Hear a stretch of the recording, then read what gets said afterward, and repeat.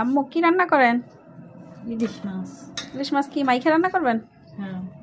তো প্রথমে কি এটি ধুয়ে নিছেন কাইটা, তারপরে এটার ভিতরে দিছেন কি পেঁয়াজ কুচি? হুম। পেঁয়াজ ইলিশ কুচি মাছের প্রথমে দিয়ে দিছেন। হুম। ইলিশ মাছের সাথে পেঁয়াজ দিলে মাইকা চড়াইলে খুব ভালো ভালো আচ্ছা। লাগে। দিয়েছি লবণ,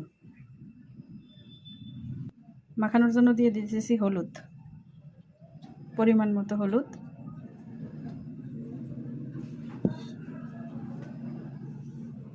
তারপরে এরপরে দিয়ে দিতেছি মরিচের গুঁড়া,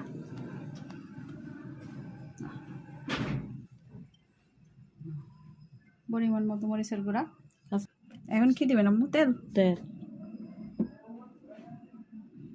তেল দিয়ে দিন। এখন সব উপাদান দেওয়া শেষ, এখন মাখিয়ে নেবেন।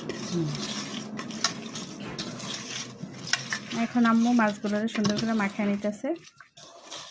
ইলিশ মাছটা কি মাখা মাখা করলে বেশি মজা আম্মু? হ্যাঁ, মাখা মাখা করলেই বেশি মজা। আপনারাও বাসায় এভাবে ট্রাই করবেন, অবশ্যই মজা লাগবে। মেঘনা নদীর ইলিশ টাটকা টাটকা। এই পর্যায়ে দিয়ে দিল হালকা একটু পানি, এই পানিটা দিয়েই কষা কষা হবে। ইলিশ মাছটাও চুলায় দেওয়া হয়েছে আর কারেন্টটাও চলে গেছে, কি একটা অবস্থা।